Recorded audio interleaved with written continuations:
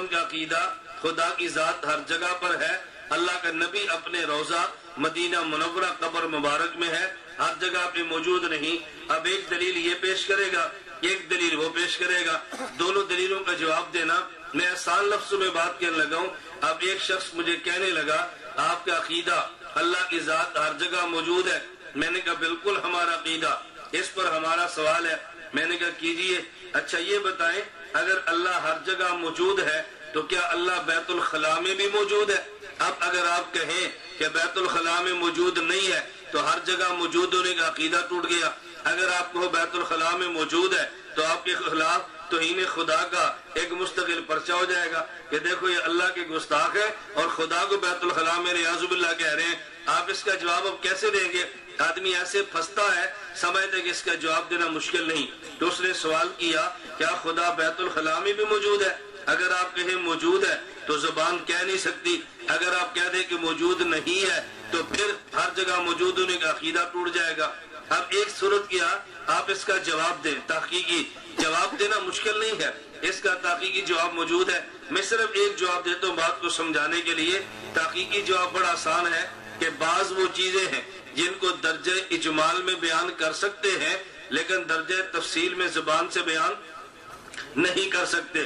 مثلا آپ کہہ سکتے ہیں بھئی دیکھو اللہ انسان کے پورے وجود کا خالق ہے، یہ بڑے آرام سے کہہ سکتے ہیں، لیکن آپ گنوا بھی سکتے ہیں اللہ پاک بال کا بھی خالق ہے، اللہ سر کا بھی خالق ہے، اللہ سینے کا بھی خالق ہے، اللہ پیٹ کا بھی خالق ہے۔ آپ عضو ایک ایک عضو کا نام لے سکتے ہیں، حالانکہ اللہ خالق تو تمام اعضاء کا ہے نا۔ درجہ اجمال میں کہہ سکتے ہیں اللہ پورے جسم کا خالق ہے، لیکن ایک ایک عضو کا نام لے کر کہنا خدا فلاں کا بھی خالق ہے، یہ بے ادبی کا پہلو ہے۔ درجہ تفصیل میں کہے تو بے ادبی ہے، اجمال میں کہہ دے تو بے ادب ہے۔ خدا ہر جگہ ہے یہ کہہ سکتے ہیں، بعض جگہوں کا نام لے کر کہیں تو تفصیل خلاف ادب بن جاتی ہے۔ میں اس سے بھی آسان مثال دیتا ہوں، اگر کوئی شخص نکاح کرے اپنی بیٹی داماد کو دے، یہ تو کہہ سکتا ہے میری بیٹی کے حقوق کا خیال کرنا، لیکن کیا تمام حقوق زبان سے گنوا بھی سکتا ہے؟ نہیں گنوا سکتا۔ درجہ اجمال میں کہے تو ٹھیک ہے، درجہ اجمال میں کہہ دے ٹھیک، درجہ تفصیل میں مشکل۔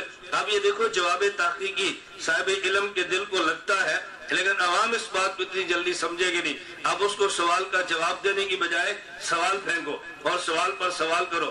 میں نے اس سے پوچھا آپ یہ بتائیں آپ کو قرآن مجید کچھ یاد ہے؟ اس نے کہا جی الحمدللہ میں قرآن کریم کا حافظ ہوں۔ میں نے کہا ایک اور مسئلہ آسان ہو گیا، اب مجھے آپ یہ بتائیں کیا آپ کے سینے میں قرآن کریم موجود ہے؟ مجھے کہتے جی نہیں۔ میں نے کہا کیوں؟ کہتا سینے میں قرآن تو موجود نہیں ہے۔ میں نے کہا آپ کے سینے میں قرآن کریم محفوظ ہے؟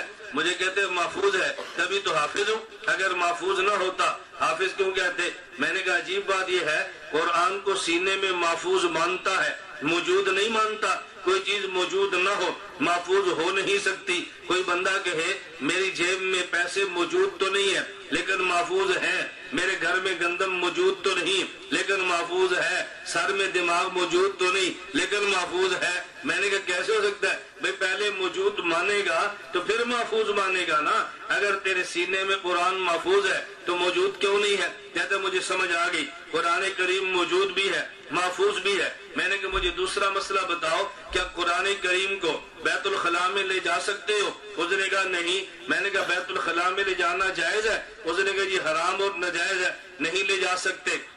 میں نے کہا تیسرا مسئلہ، جب آپ بیت الخلاء میں جاتے ہو آپ کے سینے میں قرآن موجود بھی ہے، بیت الخلاء میں لے جانا ناجائز بھی ہے، تو جب آپ بیت الخلاء میں جاؤ سینہ پھاڑ کے قرآن باہر رکھ کے پھر بیت الخلاء میں جاتے ہو؟ اس نے کہا نہیں۔ تو میں نے کہا پھر قرآن کہاں گیا جب تم بیت الخلاء میں تھے؟ مجھے فوراً کہنے لگا میرے سینے میں قرآن موجود ہے لیکن وجود اور جسم سے پاک ہے۔ میں نے کہا خدا بھی ہر جگہ موجود ہے مگر وجود اور جسم سے پاک ہے۔